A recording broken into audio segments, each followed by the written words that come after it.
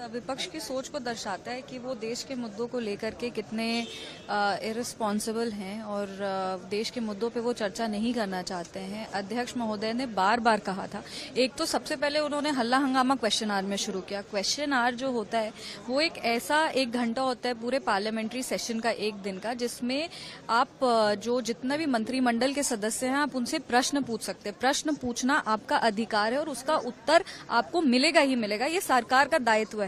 वो पूरे question our को पहले तो हल्ला हंगामा में वो पूरा निकाल दिया। अध्यक्ष महोदय कह रहे थे कि प्रश्नकाल को चलने दें अच्छे से, कोऑर्डिनेटेड तरीके से। पक्ष और विपक्ष दोनों का जिम्मेदारी होता है प्रश्नकाल को चलाना, पर वो तब भी हल्ला हंगामा किया। उन्होंने कहा कि आप अगर महाकुंभ के मुद्दे पे आप चर्चा करना चाहते हैं तो राष्ट्रपति अभिभाषण पे जो धन्यवाद प्रस्ताव आएगा आप उसमें भी महाकुंभ के बात को आप उठा सकते हैं। उसके लिए ऐसे आपको हल्ला हंगामा करके जो संसद की कार्रवाई है उसको स्थगित करने की आवश्यकता नहीं है।